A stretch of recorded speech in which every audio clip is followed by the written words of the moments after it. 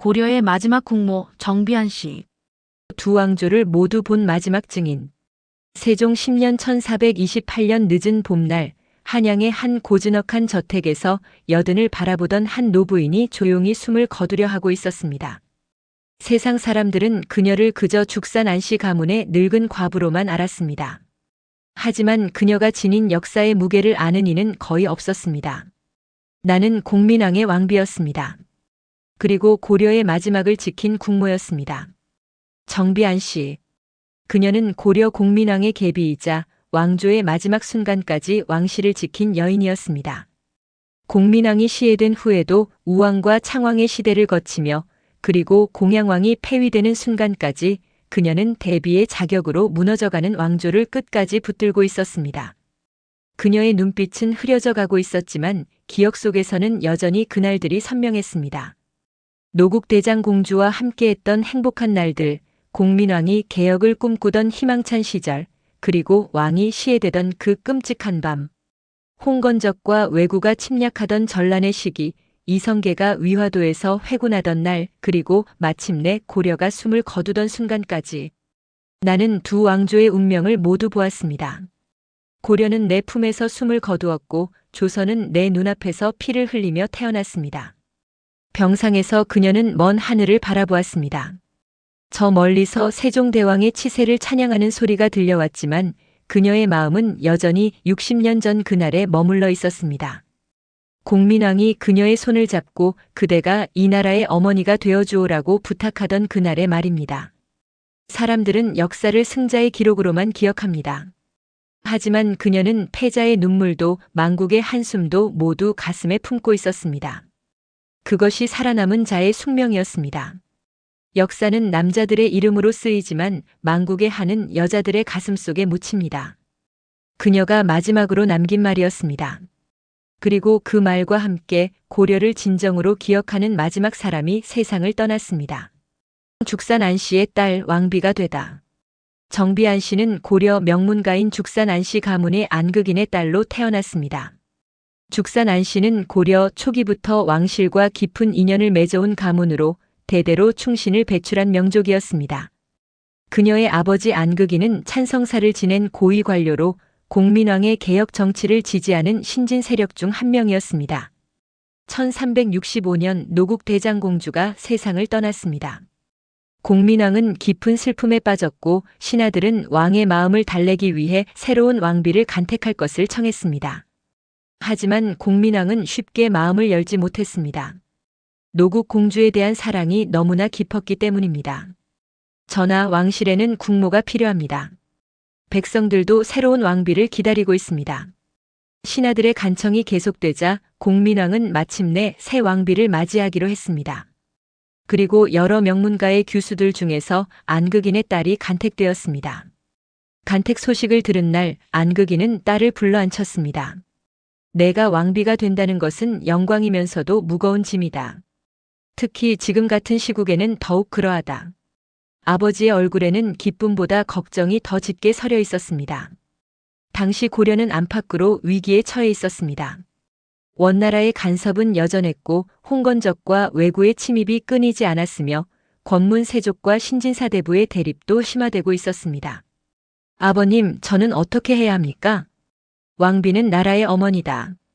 전하를 도와 이 어려운 시기를 함께 헤쳐나가야 한다. 그리고 무슨 일이 있어도 왕실을 지켜야 한다. 그것이 내가 짊어져야 할 운명이다. 입궐하던 날 그녀는 처음으로 공민왕을 가까이에서 보았습니다. 왕의 눈빛에는 깊은 슬픔과 함께 강한 의지가 서려 있었습니다. 노국 공주를 잃은 상실감과 나라를 개혁하려는 열망이 동시에 느껴졌습니다. 그대가 안극인의 딸이요? 예, 전하. 나는 그대에게 왕비 이상의 것을 부탁하고자 하오.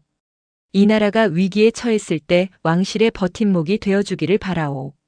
공민왕의 말에는 간절함이 묻어났습니다. 그는 단순히 왕비가 아니라 자신의 개혁 의지를 함께 나눌 동반자를 원했던 것입니다. 정비안 씨는 왕비가 된 후 노국 공주의 빈자리를 채우려 노력했습니다. 하지만 공민왕의 마음속 깊은 곳에는 여전히 노국 공주가 있었고 그녀는 그것을 이해하고 받아들였습니다. 전하, 저는 노국 공주님을 대신하려 하지 않겠습니다. 다만 전하의 곁에서 왕실을 지키는 또 다른 기둥이 되겠습니다. 그녀의 현명한 태도에 공민왕도 마음을 열기 시작했습니다. 정비한 씨는 궁중의 살림을 도맡아 처리했고 전란으로 어려움을 겪는 백성들을 위한 구휼 사업에도 앞장섰습니다. 1368년 명나라가 원나라를 북쪽으로 몰아내고 중원을 차지했습니다. 공민왕은 이를 기회로 삼아 원나라의 간섭에서 완전히 벗어나려 했습니다. 정비한 씨는 이러한 왕의 개혁 정책을 적극 지지했습니다.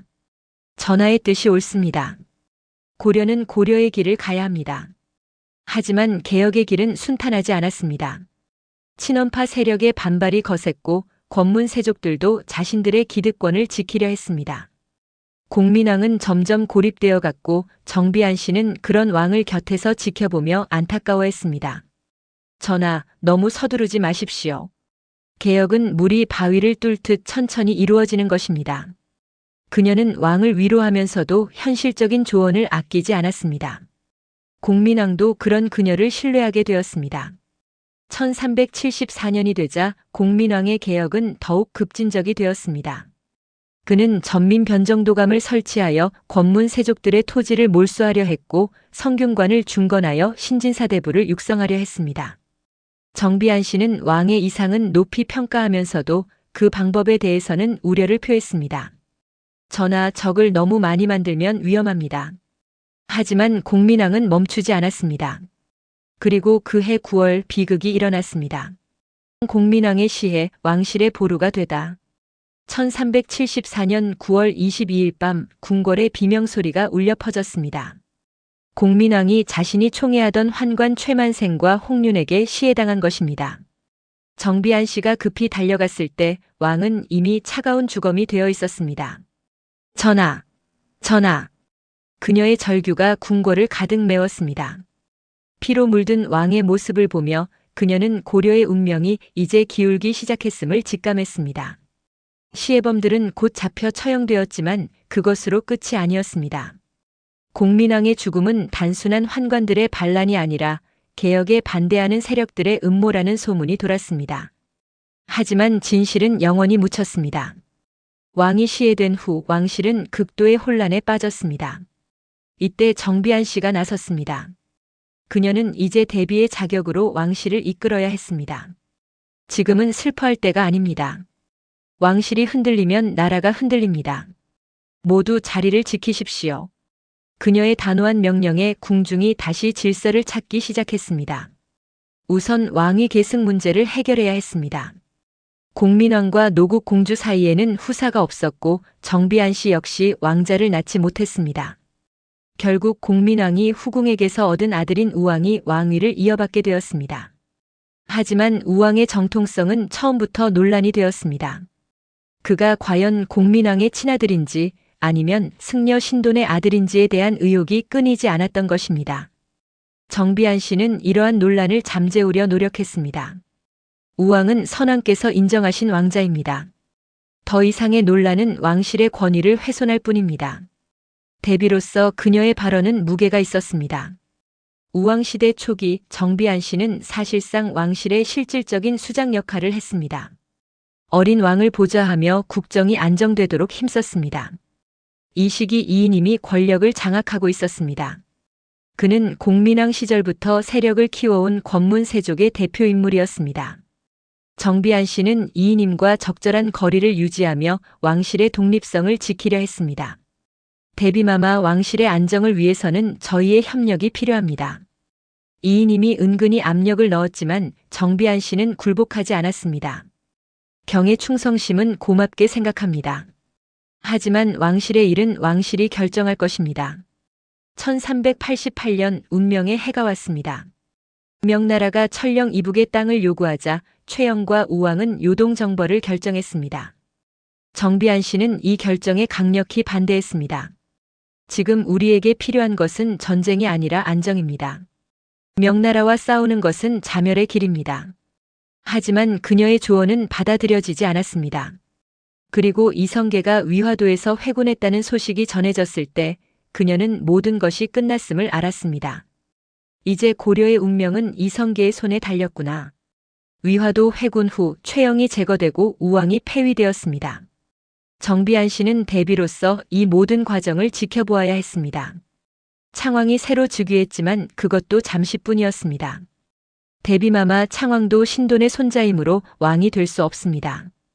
이성계 일파가 또다시 왕을 폐위시켰습니다. 정비안 씨는 분노했지만 그녀가 할 수 있는 일은 없었습니다. 왕실을 농락하는 것도 정도가 있어야지. 하지만 그녀의 항의는 묵살되었습니다.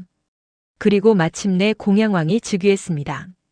왕씨 종친 중에서 그나마 정통성을 인정받을 수 있는 인물이었습니다. 정비안 씨는 이제 태왕태후가 되었습니다.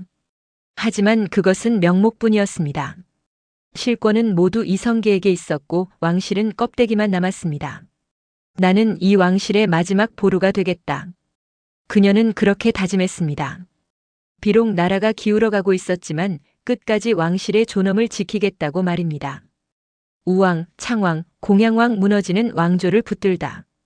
정비안 씨가 태왕태후로서 겪어야 했던 시련은 상상을 초월했습니다. 우왕, 창왕, 공양왕 세 왕이 차례로 폐위되는 과정을 모두 지켜보아야 했던 것입니다. 그녀는 왕실의 어른으로서 이 비극적인 상황을 어떻게든 수습하려 했지만 역사의 거대한 물결 앞에서는 무력했습니다. 우왕이 폐위될 때 정비안 씨는 이성계를 직접 만났습니다. 장군, 우왕은 선왕의 아들입니다. 설령 부족함이 있다 해도 왕실의 혈통을 함부로 부정해서는 안 됩니다. 이성계는 공손하게 대답했지만 그의 눈빛은 차가웠습니다. 태왕태후마마, 이것은 신하들의 공론입니다. 저 혼자의 결정이 아닙니다. 공론이라. 그 공론을 주도한 것이 누구인지 모르시는 것은 아니겠지요? 정비안 씨의 날카로운 지적에도 이성계는 꿈쩍하지 않았습니다. 그는 이미 모든 것을 계획하고 있었던 것입니다. 창왕이 즉위했을 때 그 어린 왕은 겨우 9살이었습니다. 정비안 씨는 어린 왕을 보며 눈물을 흘렸습니다. 이 어린아이가 무슨 죄가 있단 말인가. 그녀는 창왕을 자신의 손자처럼 돌보았습니다.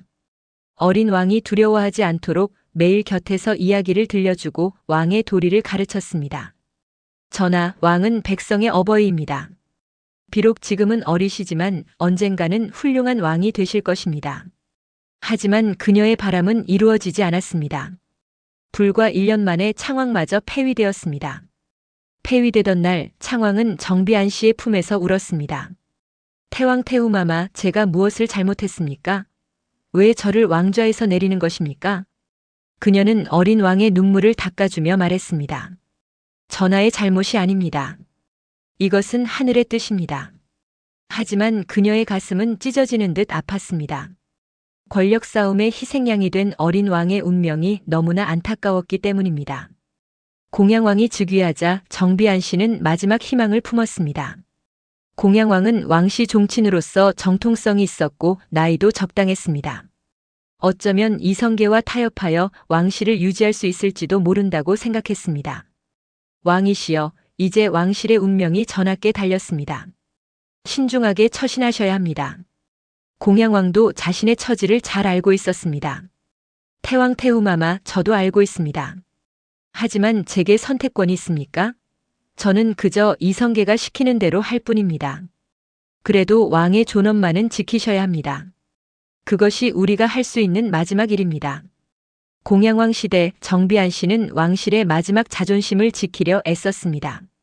비록 실권은 없었지만 형식적으로나마 왕실의 예법과 전통을 유지하려 했습니다. 그녀는 또한 왕씨 종친들을 보호하려 노력했습니다. 이성계 일파가 왕씨들을 제거하려 할 때마다 그녀는 앞장서서 그들을 변호했습니다. 왕씨는 500년 고려의 종실입니다. 비록 왕위를 잃는다 해도 그들의 생명까지 빼앗아서는 안 됩니다. 그녀의 호소가 어느 정도 효과가 있었는지 왕씨 멸종령이 내려지지는 않았습니다. 하지만 많은 왕씨들이 은밀히 제거되었고 살아남은 이들도 성을 바꾸고 숨어 살아야 했습니다. 1392년이 가까워오자 모두가 알고 있었습니다. 고려의 종말이 임박했다는 것을 말입니다. 정비안 씨도 더 이상 막을 수 없음을 알았습니다. 500년 왕조가 이렇게 끝나는구나. 그녀는 매일 밤 종묘에 가서 기도했습니다. 조상들의 영전 앞에서 눈물을 흘리며 용서를 구했습니다. 불초한 후손이 왕조를 지키지 못했습니다. 용서하십시오. 하지만 그녀는 끝까지 포기하지 않았습니다. 마지막 순간까지 왕실의 어른으로서 자리를 지켰습니다. 그것이 공민왕이 그녀에게 부탁한 일이었고 그녀가 스스로에게 한 약속이었으니까요. 나는 왕실과 함께 살고 왕실과 함께 죽을 것이다. 그것이 그녀의 각오였습니다. 비록 나라는 망해가고 있었지만 그녀는 끝까지 고려의 태왕태후였습니다. 옥새를 넘기던 날 500년 왕조의 종말. 1392년 7월 16일 이날은 고려 왕조가 공식적으로 막을 내린 날이었습니다. 정비안 씨는 태왕태후로서 이 역사적인 순간에 입회해야 했습니다. 그녀에게 그것은 왕실의 어른으로서 짊어져야 할 마지막 의무였습니다. 아침부터 궁궐의 분위기는 무거웠습니다. 모두가 오늘 무슨 일이 일어날지 알고 있었지만 아무도 입을 열지 못했습니다. 정비안 씨는 평소와 다름없이 예복을 갖추어 입었습니다. 마지막까지 왕실의 품위를 지키기 위해서였습니다. 공양왕이 그녀를 찾아왔습니다. 태왕태후마마, 오늘로써 모든 것이 끝납니다. 알고 있습니다, 왕이시여. 죄송합니다. 왕실을 지키지 못해서. 공양왕의 눈에 눈물이 고였습니다. 정비안 씨는 그의 손을 잡았습니다. 전하의 잘못이 아닙니다. 이것은 피할 수 없는 운명이었습니다. 다만 마지막까지 왕으로서의 존엄을 잃지 마십시오. 오후가 되자 이성계가 대전으로 들어왔습니다. 그의 뒤에는 정도전, 조준 등 새 왕조의 개국 공신들이 따르고 있었습니다. 이성계는 형식적으로 공양왕과 정비안 씨에게 예를 표했습니다. 전하, 태왕태후마마, 이제 백성들이 새로운 시대를 원하고 있습니다. 정도전이 앞으로 나서며 말했습니다. 고려 왕조는 이미 1000명을 잃었습니다. 이제 새로운 왕조가 필요합니다. 정비안 씨가 나섰습니다. 1000명이라. 그것을 누가 판단한다는 것입니까? 하늘과 백성이 판단했습니다. 태왕태후마마. 백성들이 정말로 왕조의 교체를 원한다고 확신하십니까? 그녀의 날카로운 질문에 정도전도 잠시 말을 멈추었습니다. 하지만 이내 다시 입을 열었습니다. 500년 왕조가 쇠락한 것은 부인할 수 없는 사실입니다. 그때 내시가 옥새를 가져왔습니다. 고려 왕조의 정통성을 상징하는 그 옥새가 정비안 씨 앞에 놓였습니다. 모든 시선이 그녀에게 집중되었습니다. 태왕태후마마께서 옥새를 전달해 주시기 바랍니다. 이성계가 조심스럽게 말했습니다. 정비안 씨는 옥새를 들어 올렸습니다. 그 순간 500년 역사의 무게가 그녀의 손에 느껴졌습니다. 이 옥새는 태조 왕건께서 만드신 것입니다. 34대에 걸쳐 이어져 온 고려의 혼이 여기 담겨 있습니다. 그녀의 목소리는 떨리지 않았습니다. 오히려 장엄했습니다. 이제 이것을 넘기면 고려는 역사 속으로 사라집니다. 하지만 기억하십시오. 왕조는 바뀌어도 이 땅과 백성은 변하지 않습니다. 새로운 왕이 되실 분께서는 부디 백성을 잘 돌보시기 바랍니다. 그녀는 옥새를 이성계에게 건넸습니다. 그 순간 무언가 끊어지는 소리가 들리는 듯 했습니다. 고려와 조선을 이어주던 마지막 끈이 끊어지는 소리였습니다. 감사합니다, 태왕태후마마. 이성계가 고개를 숙였습니다. 그의 얼굴에도 복잡한 감정이 스쳐 지나갔습니다. 공양왕이 왕위에서 물러나는 의식이 진행되었습니다. 정비안 씨는 그 모든 과정을 지켜보았습니다. 왕인이 벗겨지고 왕관이 내려졌습니다. 공양왕은 이제 더 이상 왕이 아니었습니다. 그날 밤 정비안 씨는 처음으로 태왕태후의 예복을 벗었습니다. 거울을 보니 백발이 성성한 노인이 서 있었습니다. 이제 나는 누구인가? 왕조도 없는 태왕태후라니. 며칠 후 공양왕이 원주로 유배되었습니다. 떠나기 전 그는 정비안 씨를 찾아와 작별 인사를 했습니다. 태왕태후마마, 부디 건강하십시오. 전하도 부디 무사하시기를. 그들은 서로가 다시 만나지 못할 것을 알고 있었습니다. 2년 후 공양왕이 의문사했다는 소식이 전해왔을 때 정비안 씨는 이미 예감하고 있었던 일이었습니다. 결국 그렇게 되었구나. 그녀는 공양왕을 위해 조용히 제사를 지냈습니다. 비록 새 왕조가 들어섰지만 그녀에게 공양왕은 여전히 왕이었습니다. 고려의 마지막 날은 그렇게 끝났습니다. 하지만 정비한 씨의 긴 여생은 이제 막 시작되었습니다. 조선의 탄생을 지켜보다 새 왕조의 피비린내. 조선이 개국된 후 정비안 씨는 한양의 작은 저택에 거처를 정했습니다. 새 왕조는 그녀를 직접적으로 해치지는 않았지만 철저한 감시 아래 두었습니다. 그녀는 이제 고려의 마지막 증인이자 새 왕조에게는 불편한 존재였습니다. 태조 이성계의 치세 초기는 비교적 평온했습니다. 하지만 정비안 씨는 곧 새 왕조가 고려보다 더 잔혹한 권력 투쟁에 휩싸이는 것을 목격하게 됩니다. 이방원이 정도전과 남은 등을 제거하고 형제들까지 죽이는 참극이 벌어진 것입니다. 1398년 제1차 왕자의 난이 일어났습니다. 정비안 씨는 멀리서 그 소식을 들으며 씁쓸하게 웃었습니다. 고려는 적어도 왕실끼리는 서로 죽이지 않았는데 조선은 시작부터 형제간의 칼을 겨누는구나. 특히 정도전의 죽음은 그녀에게 복잡한 감정을 불러일으켰습니다. 그는 고려를 멸망시킨 주역이었지만 이제 그 역시 권력의 희생양이 되었습니다. 정도전이여, 그대가 꿈꾼 조선이 이런 것이었소? 피로 물든 나라 말이오. 왕자의 난 후 태조가 왕위에서 물러났습니다. 아들들의 골육상잔의 환멸을 느낀 것입니다. 정비안 씨는 이 소식을 듣고 이성계를 한번 만나고 싶었지만 그것은 허락되지 않았습니다. 정종이 즉위했지만 실권은 이미 이방원에게 있었습니다. 그리고 1400년 제2차 왕자의 난이 일어났습니다. 이번에는 이방원이 완전한 승리를 거두었습니다. 태종 이방원의 시대가 열렸습니다. 정비안 씨는 이 새로운 왕이 아버지보다 훨씬 무서운 인물임을 곧 알게 되었습니다. 태종은 왕권 강화를 위해 무자비한 숙청을 단행했습니다. 외척이든 공신이든 가리지 않았습니다. 심지어 처남들까지 죽였습니다. 정비안 씨는 매일같이 처형 소식을 들어야 했습니다. 이것이 유교를 표방한 나라의 모습이란 말인가? 특히 왕씨 멸종령은 그녀를 경악하게 했습니다. 고려 왕족이라는 이유만으로 사람들이 죽어갔습니다. 정비안 씨는 비록 안씨 성을 가졌지만 공민왕의 왕비였다는 이유로 항상 위험을 느꼈습니다. 어느 날 태종이 그녀를 불렀습니다. 그대가 고려의 정비안 씨인가? 예, 전하. 공민왕의 왕비였다지. 그렇습니다. 태종의 눈빛이 날카롭게 빛났습니다. 그대는 왜 아직도 살아있는가? 그 질문에는 위협이 담겨 있었습니다. 정비안 씨는 담담하게 대답했습니다. 전하, 저는 이미 죽은 사람입니다. 고려가 망한 날 함께 죽었습니다. 지금 있는 것은 그저 껍데기일 뿐입니다. 그래도 그대는 고려를 기억하고 있지 않은가? 기억한다고 해서 죽은 것이 살아나지는 않습니다. 태종은 한참을 그녀를 바라보다가 말했습니다. 그대를 살려둔 것은 아버님의 자비였소. 하지만 그대가 조금이라도 새 왕조에 해가 되는 행동을 한다면 걱정 마십시오, 전하. 저는 그저 조용히 여생을 보내고 싶을 뿐입니다. 그날 이후 정비안 씨는 더욱 조심스럽게 살았습니다. 밖으로 나가는 일도 줄이고 사람들과 만나는 것도 자제했습니다. 하지만 그녀는 계속해서 조선의 탄생 과정을 지켜보았습니다. 피로 얼룩진 건국 과정, 골육상잔, 무자비한 숙청. 이 모든 것이 그녀에게는 형벌과도 같았습니다. 살아남은 것이 과연 다행인가? 이 모든 것을 보며 살아야 하는 것이. 그녀는 때때로 자문했습니다. 하지만 그녀는 살아남기로 했습니다.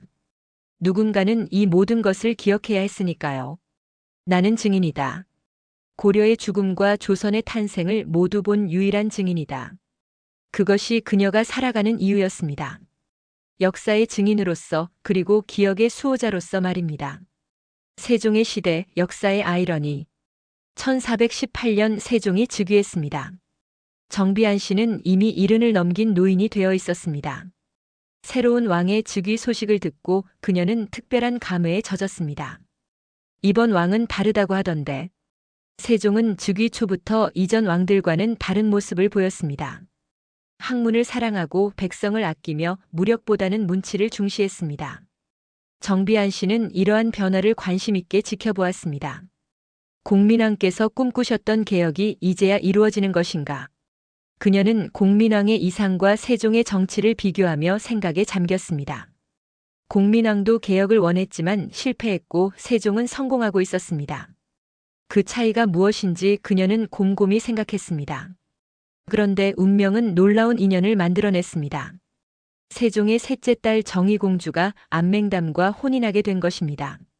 안맹담은 바로 정비안 씨의 조카 손자, 즉 죽산 안씨 가문의 후손이었습니다. 소식을 들은 정비안 씨는 깊은 감회에 빠졌습니다. 고려의 왕비였던 내 가문이 조선의 왕실과 인연을 맺다니. 역사란 참으로 아이러니하구나. 혼례날 정비안 씨는 멀리서 그 행렬을 지켜보았습니다. 화려한 가마, 축하하는 백성들, 즐거운 음악 소리. 그 모든 것이 그녀에게는 꿈만 같았습니다. 내가 왕비가 되던 날에는 이런 축하가 없었는데.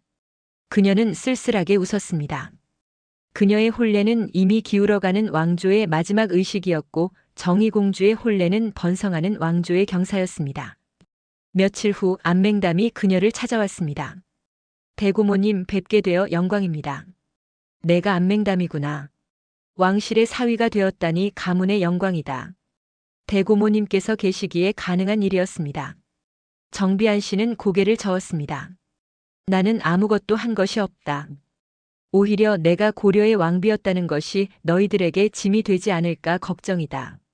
전하께서는 오히려 그것을 영광으로 생각하신다고 하셨습니다. 세종 전하께서 그렇게 말씀하셨다고. 정비안 씨는 놀랐습니다.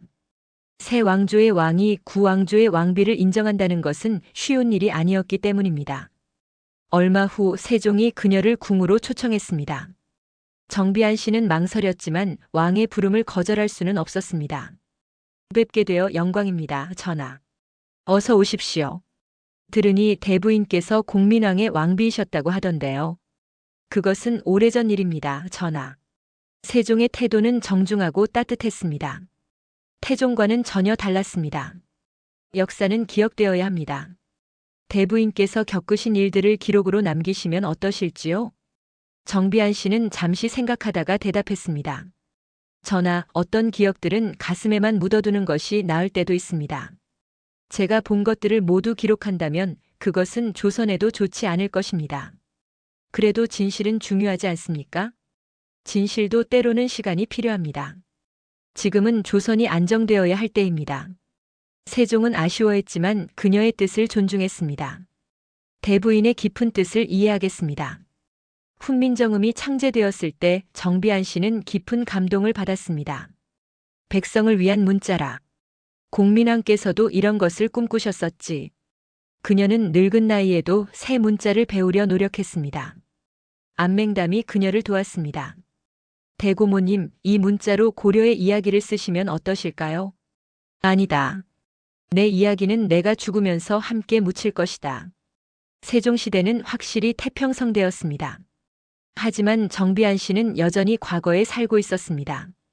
그녀의 마음은 여전히 공민왕과 함께 있었고 고려와 함께 있었습니다. 나는 몸은 조선에 있지만 영혼은 여전히 고려에 있구나. 그것이 그녀의 운명이었습니다. 두 왕조 사이에서, 과거와 현재 사이에서 영원히 떠도는 영혼이 되는 것 말입니다. 왕비였던 것이 나의 모든 것. 1433년 봄 정비안 씨는 자신의 죽음이 가까워졌음을 느꼈습니다. 80이 넘는 긴 세월을 살아온 그녀는 이제 지쳐 있었습니다. 병상에 누워 그녀는 자신의 삶을 되돌아보았습니다. 그녀는 끝내 재혼하지 않았습니다. 공민왕이 세상을 떠난 후, 그리고 고려가 망한 후에도 수많은 권유가 있었지만 그녀는 모두 거절했습니다. 나는 공민왕의 왕비로 살았고 공민왕의 왕비로 죽을 것입니다. 그것이 그녀가 지킬 수 있는 유일한 자존심이었습니다. 비록 나라는 망했지만 그녀가 왕비였다는 사실은 변하지 않는 진실이었습니다. 권력을 추구하지도 않았습니다. 죽산 안씨 가문은 조선에서도 명문가로 인정받았고 특히 안맹담이 왕실의 사위가 되면서 가문의 위상은 더욱 높아졌습니다. 하지만 그녀는 그 어떤 영향력도 행사하지 않았습니다. 권력은 이미 내게서 모든 것을 빼앗아갔습니다. 다시 그것을 원할 이유가 없습니다. 명예도 바라지 않았습니다. 사람들이 그녀를 잊어가는 것을 오히려 편안하게 받아들였습니다. 기억된다는 것은 곧 평가받는다는 것이었고 그것은 그녀에게 또 다른 고통이었으니까요. 안맹담이 마지막으로 그녀를 찾아왔습니다. 대고모님 정의공주께서 무난 인사를 전하셨습니다. 고맙구나. 공주께도 내 안부를 전해다오. 대고모님 무엇이든 필요하신 것이 있으시면. 없다. 나는 이미 너무 오래 살았다. 정비한 씨는 쓸쓸하게 웃었습니다. 맹담아, 너는 조선에 충실한 신하가 되거라. 과거에 얽매이지 말고 미래를 보며 살아라. 대고모님, 나처럼 두 시대 사이에서 방황하지 마라. 그것은 너무나 고통스러운 일이니까. 그녀의 진짜 비극은 무엇이었을까요? 그것은 왕비가 되었다는 사실 그 자체였습니다. 만약 내가 평범한 여인이었다면 나라가 바뀌어도 그저 시대가 변한 것일 뿐이었을 거야. 하지만 왕비였기에 나는 모든 것과 함께 무너져야 했어. 그녀는 나라를 잃었습니다. 고려는 그녀의 정체성의 전부였는데 그것이 사라졌습니다. 그녀는 남편을 잃었습니다. 공민왕은 시해당했고 그녀는 그를 지키지 못했습니다. 그녀는 자신의 이름마저 잃었습니다. 사람들은 그녀를 정비한 씨라고만 불렀지 그녀의 본명은 아무도 기억하지 못했습니다. 역사는 남자들의 이름으로 쓰입니다. 왕건, 왕소, 이성계, 이방원, 이도. 그들의 이름은 영원히 남겠지요. 하지만 여자들은 우리는 그저 누군가의 왕비, 누군가의 어머니로만 기억될 뿐입니다. 죽음을 앞두고 그녀는 꿈을 꾸었습니다. 꿈속에서 공민왕이 나타났습니다. 그는 젊은 시절의 모습 그대로였습니다. 왕비 고생 많았소. 전하, 이제 저도 전하 곁으로 가도 되겠지요? 그래요. 이제 쉬어도 됩니다. 꿈에서 깨어난 그녀는 눈물을 흘렸습니다. 그것은 슬픔의 눈물이 아니라 안도의 눈물이었습니다. 마지막 순간 그녀는 이렇게 중얼거렸습니다. 나는 왕비였습니다. 비록 나라는 망했지만 나는 끝까지 왕비였습니다. 그것이 내 삶의 전부였고 내 비극의 전부였습니다. 그리고 그녀는 조용히 눈을 감았습니다. 고려를 기억하는 마지막 사람이 두 왕조를 모두 본 유일한 증인이 그렇게 세상을 떠났습니다. 그녀의 죽음과 함께 한 시대가 완전히 끝났습니다. 이제 고려는 정말로 역사 속으로 사라졌습니다. 역사는 남자의 이름으로 쓰이고 망국은 여자의 가슴에 남는다. 정비한 씨가 세상을 떠난 후 그녀의 장례는 조용히 치러졌습니다. 세종은 예를 갖추어 조문을 보냈습니다. 하지만 그것은 왕실의 사돈에 대한 예의였을 뿐 고려의 왕비에 대한 예우는 아니었습니다. 그녀가 남긴 것은 무엇이었을까요? 재산도 권력도 심지어 제대로 된 기록조차 남기지 않았습니다. 실록에는 단진 공민왕비 안시조리라는 짧은 기록만 남아있을 뿐입니다. 하지만 그녀의 존재 자체가 하나의 거대한 증언이었습니다. 한 왕조의 죽음과 또 다른 왕조의 탄생을 모두 목격한 살아있는 역사였습니다. 역사는 남자의 이름으로 쓰이고 망국은 여자의 가슴에 남는다. 그녀가 남긴 이 한마디는 비록 공식 기록에는 없지만 구전으로 전해져 내려왔습니다. 여인들 사이에서 어머니가 딸에게, 할머니가 손녀에게 전하는 이야기로 말입니다. 공민왕은 개혁 군주로 역사에 남았습니다. 비록 실패했지만 그의 이상과 노력은 기록되었습니다. 우왕, 창왕, 공양왕도 비록 폐위되었지만 왕으로서 역사의 이름을 남겼습니다. 태조 이성계, 태종 이방원, 세종 이도는 새 왕조의 영웅이 되었습니다. 하지만 정비한 씨는 그녀는 단지 공민왕의 계비로 고려의 마지막 왕비로만 희미하게 언급될 뿐입니다. 그녀의 이름조차 제대로 전해지지 않습니다. 그러나 그녀가 본 것들, 겪은 것들, 느낀 것들은 그 어떤 역사서보다도 생생한 진실이었습니다. 그녀는 공민왕과 함께 개혁을 꿈꾸었습니다. 그녀는 왕이 시해되는 것을 보았습니다. 그녀는 새 왕이 폐위되는 것을 지켜보았습니다. 그녀는 500년 왕조가 숨을 거두는 순간에 있었습니다. 그녀는 새 왕조가 피로 탄생하는 것을 목격했습니다. 그녀는 그 모든 것을 가슴에 묻고 살았습니다. 정비한 씨, 왕조를 넘겨본 여인. 그녀는 선택한 적이 없었습니다. 왕비가 되는 것도, 나라를 잃는 것도, 살아남는 것도 모두 그녀의 선택이 아니었습니다. 하지만 그녀는 그 모든 운명을 받아들이고 견뎌냈습니다. 그녀의 한은 아직도 역사의 그늘에 남아 있습니다. 비록 사람들이 그녀를 기억하지 못할지라도 그녀가 겪은 비극과 그녀가 지켜낸 존엄은 영원히 사라지지 않을 것입니다. 왜냐하면 역사는 반복되고 어디선가 또 다른 정비한 씨가 나타날 것이기 때문입니다. 자신의 의지와 상관없이 거대한 역사의 소용돌이에 휘말려 모든 것을 잃고도 살아남아야 하는 여인이 말입니다. 그리고 그녀 역시 깨달을 것입니다. 권력의 정점에 선다는 것이 축복이 아니라 저주일 수 있다는 것을, 왕비가 된다는 것이 영광이 아니라 비극의 시작일 수 있다는 것을, 그리고 때로는 죽음보다 살아남는 것이 더 큰 형벌일 수 있다는 것을. 정비안 씨의 이야기는 그렇게 끝났습니다. 아니, 어쩌면 영원히 끝나지 않을지도 모릅니다. 권력과 역사의 희생양이 되는 여인들이 존재하는 한 그녀의 이야기는 계속될 것입니다. 그녀는 역사책에는 한 줄로 기록되었지만 우리의 기억 속에서는 영원히 살아있을 것입니다. 두 왕조를 넘나들며 모든 것을 보고 모든 것을 견디고 끝까지 살아남은 한 여인의 이야기로 말입니다.